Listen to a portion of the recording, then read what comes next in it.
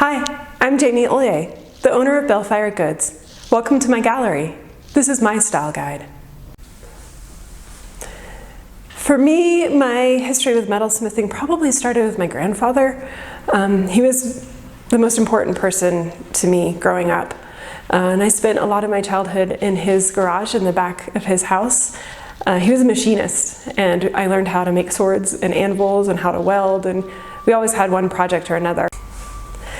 And then my great aunt Hetty was also an influence. We would go visit her in Lake Charles, Louisiana, where she had an antique shop.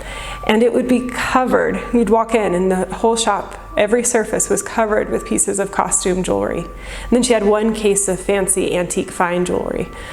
But seeing all that jewelry in her shop and all the color, and then thinking about my grandfather's metalsmithing, and then my mom always took me to art fairs and really exposed me to the arts and what craft and fine art could be and how that impacted our lives.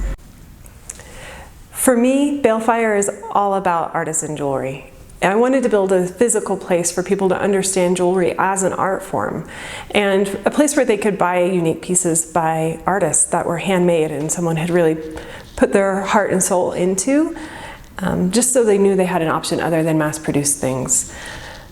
And I also, it was really important to me to have a physical location. I could have done an e-commerce store, but the whole point for me was to go back to tangible goods and personal connections.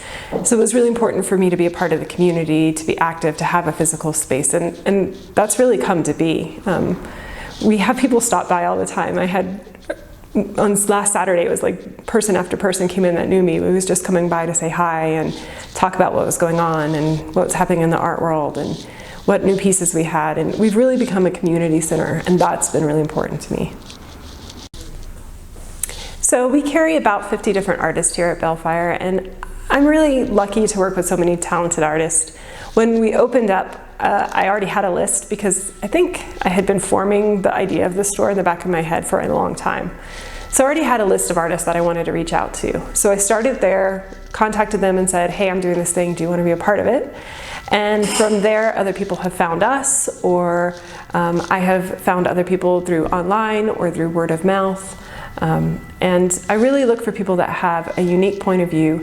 They're physically involved in the creation of their stuff. So we don't carry designers that have their things made overseas or by other teams. Everyone that we carry, they have a hand in making their pieces.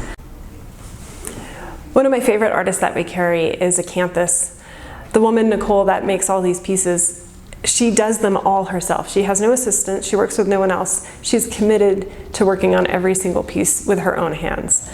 It's actually who I'm wearing right now.